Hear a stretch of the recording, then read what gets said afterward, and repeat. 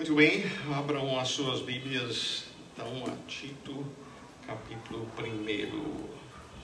Tito, capítulo 1.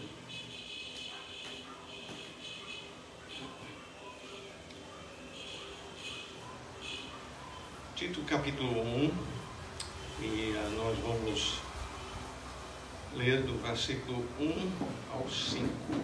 Hoje à noite nós vamos...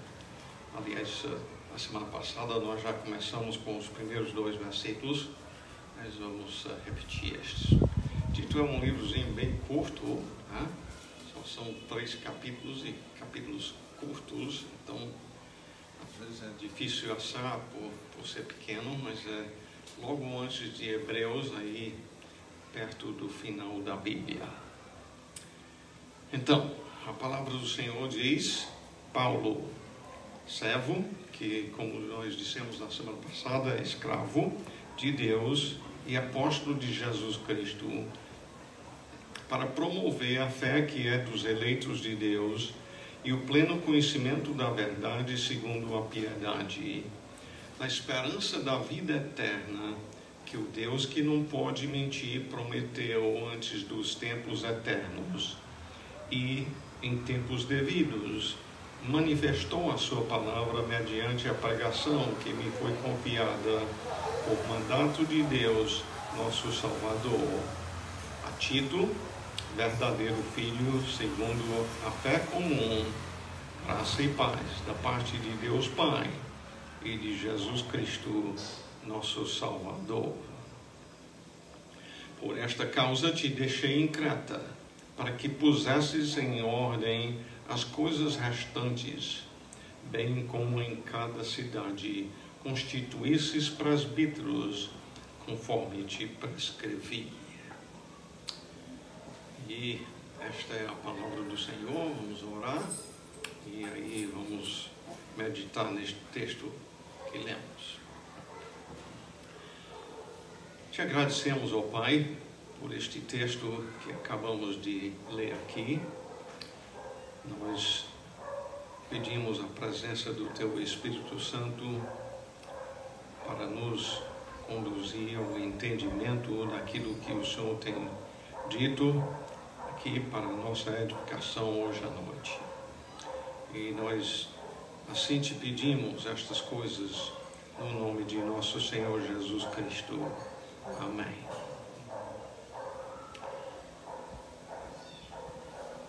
Nesta carta de Paulo a Tito, ele vem dizendo que, primeiramente se identificando, ele se descreve primeiramente como sendo um escravo de Deus, um que tinha sido comprado por ele, um que tinha sido comprado da escravidão ao pecado e a consequência disto, e então tinha sido comprado pelo Senhor para viver para Ele. Paulo tem a alegria em dizer que ele é um escravo de Deus. Mas aí ele diz também é um apóstolo de Jesus Cristo, e nós dissemos que a palavra em si significa um enviado, mas especificamente teve 12 apóstolos que receberam do Senhor o privilégio de andar com Jesus e foram instruídos por Ele, capacitados em termos de dado poderes miraculosos para eles, e também foi confiado a eles e alguns orientados por eles para escrever o Novo Testamento. Então, Paulo é escravo de Deus, ele é apóstolo de Jesus Cristo, e ele se descreve então como aquele que foi enviado pelo Senhor para promover a fé que é dos eleitos de Deus e o pleno conhecimento da verdade segundo a piedade. Isto é, o início é levar o Evangelho, a palavra do Senhor, para que a pessoa seja salva. E aí depois de salvo, ainda tem a edificação que vem. Este livro de Tito vai concentrar-se muito em termos desta segunda parte de edificar os santos para que se tornem piedosos. O salvo, como ele diz no versículo 2, estamos recordando ainda um pouco aqui, tem esperança da vida eterna. E a esperança do crente não é eu espero ganhar na loteria, uma coisa muito improvável. A esperança do salvo é certa. A questão é que ainda está esperando a realização. O Senhor prometeu, então é certo. Mas já que não tem a realidade ainda, então e temos a vida eterna no sentido de que João 3,16 diz que aquele que crê em Jesus Cristo está confiado nele para a salvação, ele tem a vida eterna. Aqui, em termos da esperança da vida eterna, ainda tem a ver com o progresso até a realização completa disto no céu. E aí ele menciona que Deus é o Deus que não pode mentir. Ele prometeu, mesmo antes de criar o mundo. E aí, dando continuidade onde deixamos na semana passada, no versículo 3, e em tempos devidos manifestou a sua palavra mediante a pregação que me foi confiada por mandato de Deus, nosso Salvador. Isto é, criou outro microfone.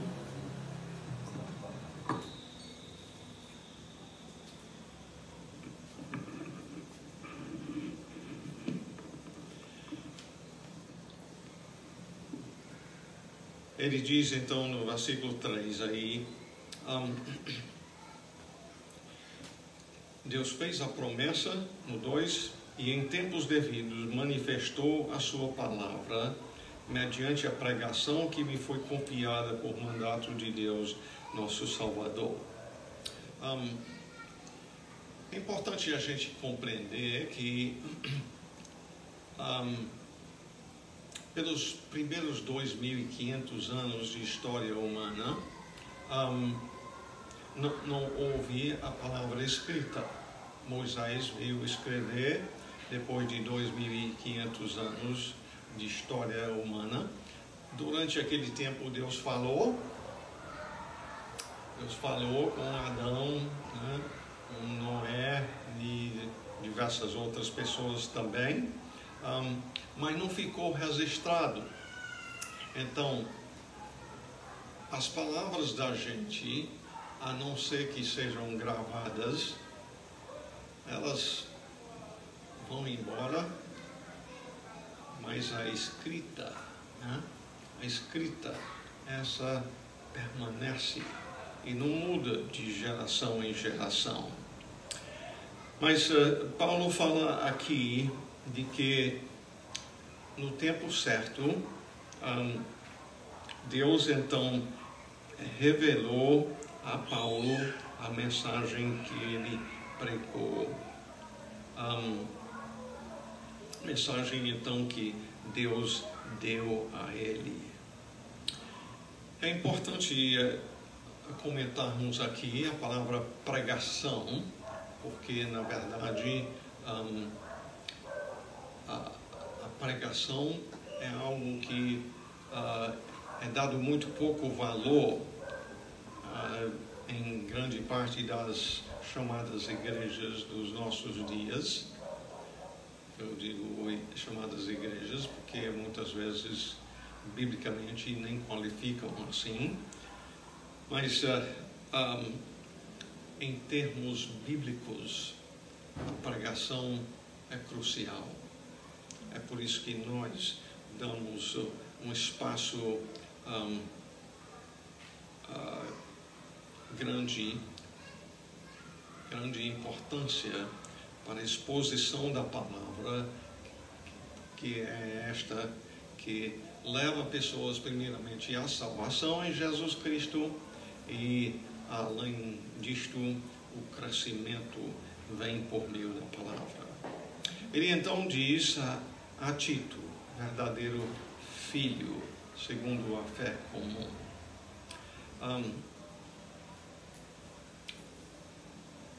Em que sentido, então, Tito era filho de Paulo? Não foi fisicamente gerado por Paulo, ele foi gerado por Paulo no sentido da fé.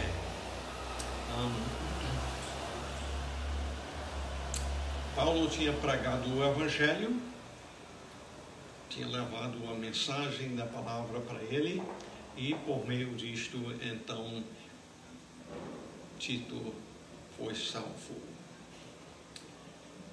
E aí eu lhe perguntaria: você tem filhos na fé em Cristo? Você talvez tem pouco tempo de fé em Cristo, talvez ainda não tenha filho na fé, mas certamente nós todos devemos estar pensando nisto, em termos descendência espiritual. Você tem pessoas, então, por quem você ora pela salvação delas? Pessoas a quem você ensina a palavra de Deus? Pessoas com quem você passa tempo servindo por de exemplo de uma pessoa que ama a Deus? Quando a gente fala por exemplo, aqui a Tito, o verdadeiro filho, nós estamos falando em sucessão. Né? Um dia, todos nós vamos morrer. E aí, quem vai ficar no nosso lugar? Temos filhos que Deus nos deu, que vão nos suceder, ou o plano vai acabar em nós mesmos? Claro que quando eu falo disto,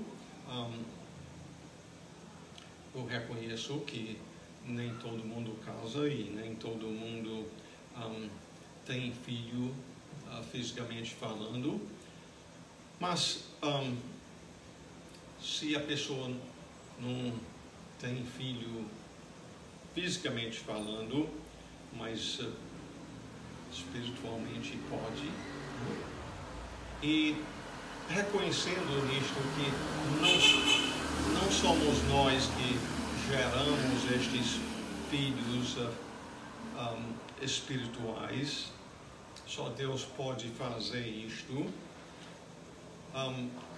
mas nós temos uma responsabilidade nisto. É importante compreender também que não é que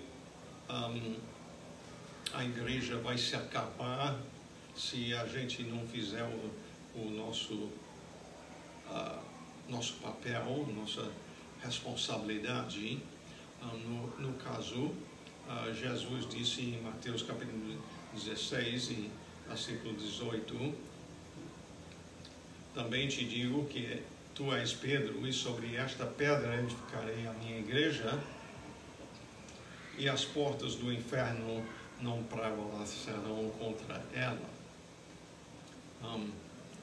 Jesus vai edificar a sua igreja, se nós somos fiéis ou não, mas nós vamos perder bênçãos se nós não cumprirmos a nossa parte. Então, você continua estudando o Evangelho para conhecer melhor, para poder compartilhar com a sua família, com as pessoas com quem você trabalha, com vizinhos e assim por diante, seus filhos.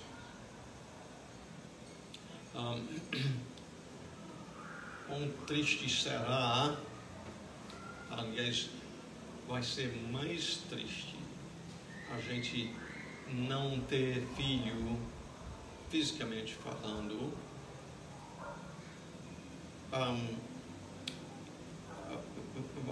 vai ser mais triste do que não ter filho, fisicamente falando, não ter filho espiritual. Nós devemos fazer a nossa parte. Você tem, então, paixão, um desejo intenso de ver outros vindo a Cristo? Paulo tinha. Ele andou, não mediu esforços levando o Evangelho e apanhando e sendo apedrejado e sofreu naufrágios e muitas coisas. Você tem aprendido com Jesus, que disse que ele não veio para ser servido, mas para servir e dar a sua vida em resgate por muitos. É de fato assim que você vive. Nossa preocupação deveria ser em deixar uma herança muito grande para os nossos filhos. Não que seja mal fazer isto, mas fazer isto à custa de não tirarmos tempo para transmitir o Evangelho para as pessoas seria uma decisão triste. Quanto à pessoa de Tito, ele é mencionado em diversos cantos na Bíblia, especialmente no livro de 2 Coríntios. Paulo estava ajuntando uma oferta entre diversas igrejas para levar, junto com outros irmãos, para os santos em Jerusalém. No caso, dizendo para eles, olha,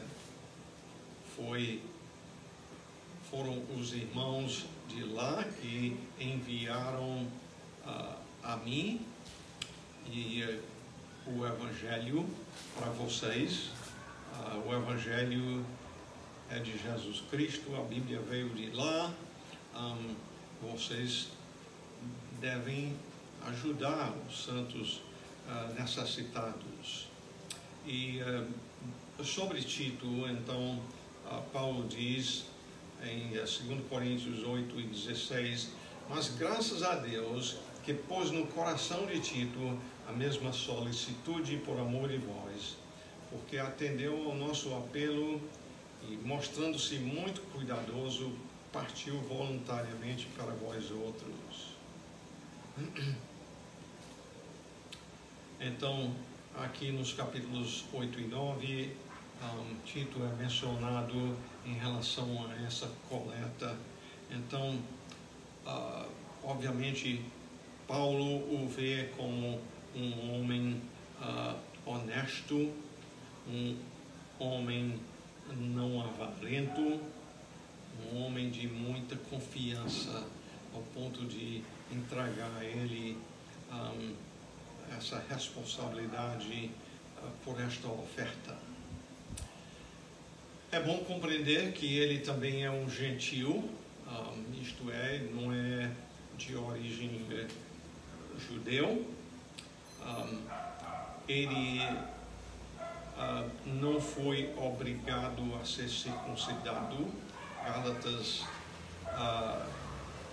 capítulo 2 menciona que Paulo foi com Barnabé e Tito para Jerusalém, e diz lá no versículo 3, contudo nem mesmo Tito, que estava comigo, sendo grego, foi constrangido a circuncidar-se.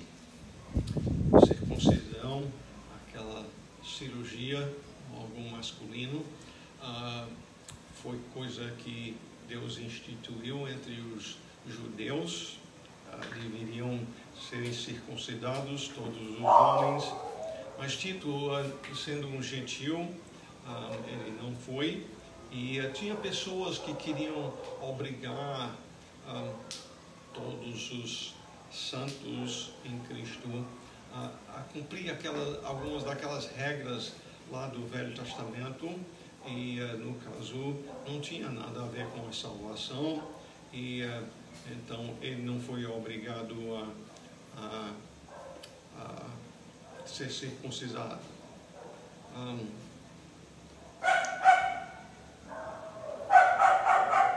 Então, a Tito, verdadeiro filho segundo a fé comum. Paulo e Tito têm a mesma fé no Senhor Jesus Cristo, pela qual ambos foram salvos. Então, quanto a esses primeiros versículos, tem diversas coisas aí nesses 4 versículos que falam sobre Deus e aquilo que Ele é. Primeiramente, Paulo se diz escravo de Deus. Escravo de um dono de escravos o melhor possível, né? Muito, muito melhor do que um diarista que espera a mercê das pessoas que o empreguem. Muito melhor era ser um escravo de um dono muito bom, e Deus é bom. Nós vimos também que foram mencionados os eleitos de Deus no versículo 1. Deus é um Deus que escolhe salvar pessoas, e deve ser louvado por isto. Ele é aquele que leva pessoas à fé em Jesus Cristo. Ele é também aquele que dá esperança, aí no versículo 2. Quinto, ele é aquele que não pode mentir, e por isso nós podemos confiar nele. E ele é aquele que salva também, ele é o Salvador, aí no versículo 3, Deus nosso Salvador. Então tem muito sobre a pessoa de Deus, coisas muito importantes aqui nestes primeiros versículos. E aí eu quero tomar um pouco de tempo ainda olhando aquilo que vemos no versículo 5. Por esta razão te deixei em Creta, para que pusesses em ordem as coisas restantes, bem como em cada cidade constituísses presbíteros, conforme te prescrevia. Paulo está preocupado pelas igrejas de Creta. Nós entendemos que Paulo passou lá nesta ilha, uma grande ilha, como nós falamos na semana passada, cerca de 250 quilômetros de comprimento e, se não me falha a memória, 56 quilômetros de largura. Então era uma ilha bastante grande, e lá tinham sido fundadas diversas igrejas. Nota bem, ele diz, em cada cidade constituísses presbíteros. Então é entender que nas diversas cidades naquela ilha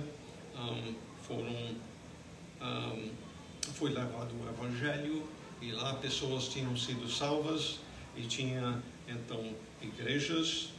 E a preocupação de Paulo quanto ao cuidado dessas igrejas começa com a questão da liderança. a liderança. Tito deve constituir presbíteros. Este é o trabalho que ele deve se encarregar de fazer. O Senhor Deus é um Deus de ordem. E por 1 Coríntios 14, versículo, se não me engano, 40, diz que Deus é um Deus de ordem. E por isso, a igreja a qual ele comprou deve ser conduzida com ordem também. E por isso, a igreja de Jesus precisa de líderes que sirvam de exemplos na vida da igreja.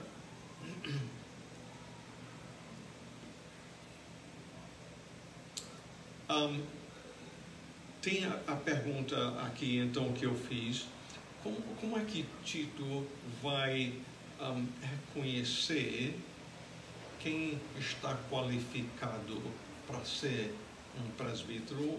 Ou realmente a palavra presbítero, pastor, bispo, nas escrituras, todos três referem-se àqueles que lideram a igreja de Jesus Cristo. Então, como é que ele vai reconhecer? Primeiramente, vamos falar sobre o que é um presbítero. No versículo 7 diz: porque é indispensável que o bispo seja irrepreensível como despenseiro de Deus. O presbítero, ou bispo, ou pastor, ele é então um despenseiro de Deus. Nas casas de ricos, naquela época, tinha alguém chamado um despenseiro. O despenseiro, o trabalho dele era, assim como um gerente, ele tinha as ferramentas necessárias para os homens que trabalhavam na agricultura, e ele então entregava as ferramentas para eles irem trabalhar. Ele também cuidava da despensa e então dava às cozinheiras a quantidade certa de alimento para alimentar os trabalhadores. Isso era o trabalho de um despenseiro. Então, o trabalho pastoral envolve isto. Ele é despenseiro, ele entrega aos servos do Senhor, que seria a igreja, né? Ele entrega à igreja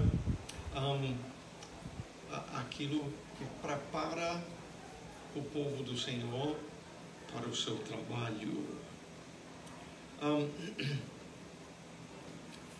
Vá comigo aqui pertinho para Hebreus capítulo 13. Hebreus capítulo 13. E lá no versículo 17 diz: obedecei aos vossos guias. Os pastores são também guias, e sede submisso para com eles, pois velam por vossa alma como quem deve prestar contas, para que façam isto com alegria e não gemendo, porque isto não aproveita a vós outros. A ordem aqui, a igreja é: obedeça e seja submisso aos seus líderes ou pastores. E quanto à responsabilidade, então, dos pastores, eles são guias, eles também velam por vossa alma, como quem deve prestar contas. Os pastores, então, prestam contas a quem? obviamente, a Deus, né? E o autor aí de Hebreus diz... Hein? A referência do versículo que revela. Hebreus 13 e 17. Ou 17. E, então, não ser obediente em termos de seguir a instrução da palavra de Deus é levar os pastores a serem, a ficarem tristes, né? E se os pastores estão tristes, o autor aí diz, não vai ser de bom proveito para vocês, né? Para o rebanho. Voltando então a Tito 1, é compreender então que os presbíteros devem servir de exemplo para a Igreja de Cristo. A Igreja de Cristo deve poder olhar para estas pessoas e imitar as suas vidas. Não que sejamos perfeitos, que não somos, nenhum de nós é, mas vai seguir uma lista grande de qualificações e nós vamos depois observar estas coisas. Mas quero chamar a sua atenção também a essa parte. Em cada cidade constituísse presbíteros. Nota bem que é diferente aqui de dizer em cada cidade constituísse um presbítero. Não é que em cada cidade, em cada igreja deve ter um presbítero ou um pastor. É plural, né? Cada igreja deve ter diversos pastores. A pluralidade pastoral, você olhando, estudando o Novo Testamento, a pluralidade pastoral deve começar em missões. Quando na igreja de Antioquia, em Atos capítulo 13, lá tinha 5 profetas e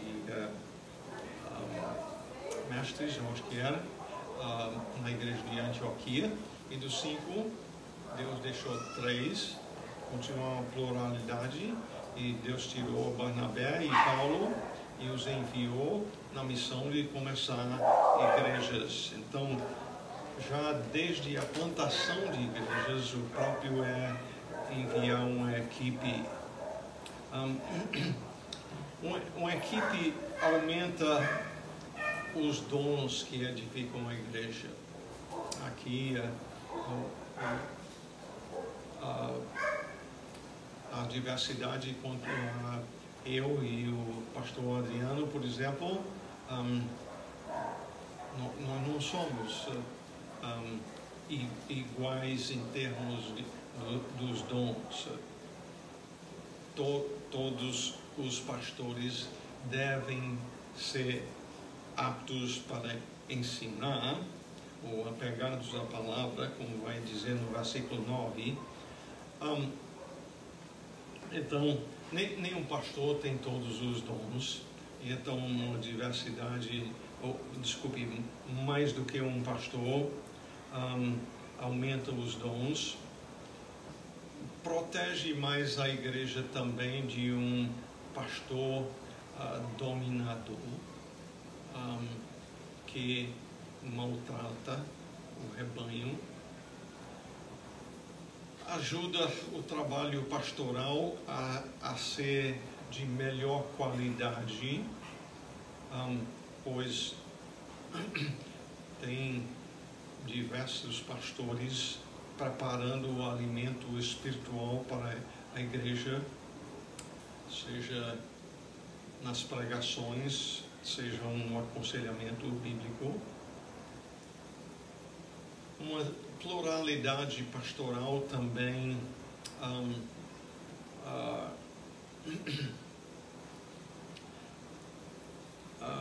faz diferença quanto a questão de não sobrecarregar uma pessoa com mais do que ele pode fazer.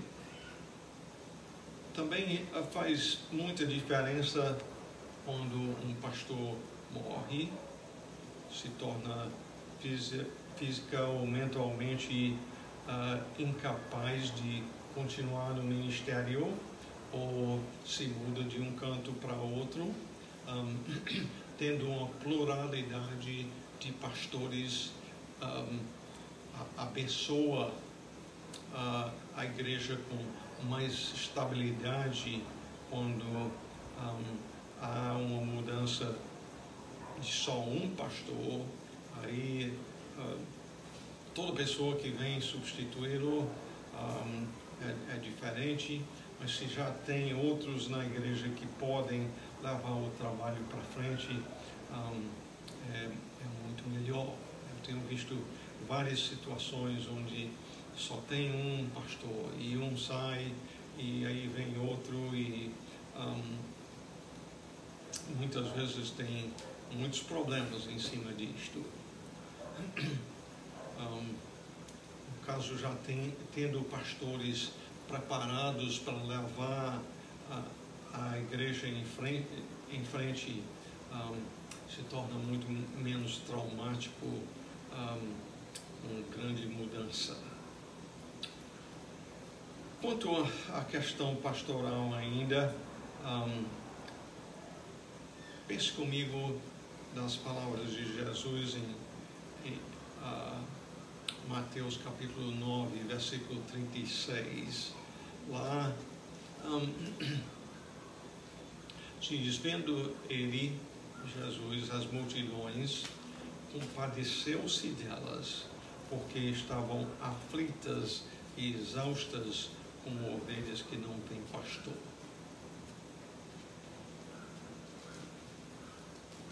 A ovelha em si já é um animal indefeso. E Jesus viu essas pessoas como ovelhas sem um pastor, desprotegido, sem cuidado, sem direção.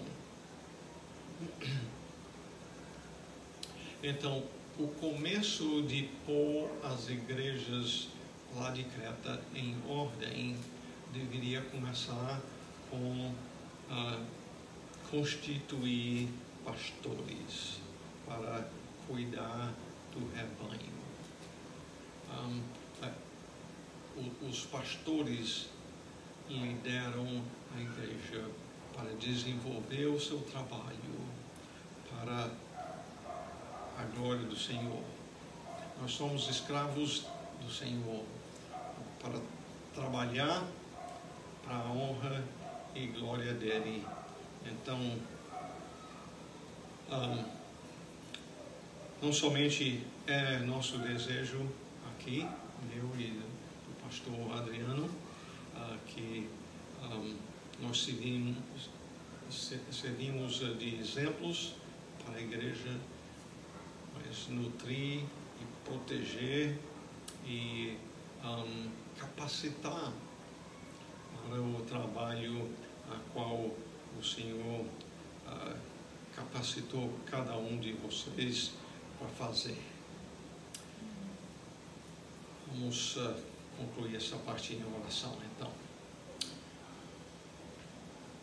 Querido Pai, nós te louvamos por estarmos reunidos aqui nesta noite no teu santo nome. Muito obrigado pelo cuidado, pelo zelo que o Senhor tem para com a igreja. O Senhor deu a vida por ela, e que nós também possamos viver gratos por tudo que o Senhor fez por nós e sermos então diligentes em levar o Evangelho para que nós possamos ter um título como Paulo. Aliás, muitos títulos. Filhos na fé. E seja isto nossos filhos, netos, ou vizinhos, pessoas com quem trabalhamos, que nós sejamos diligentes em levar a tua palavra. Estas coisas nós suplicamos no nome precioso do Senhor Jesus Cristo. Amém.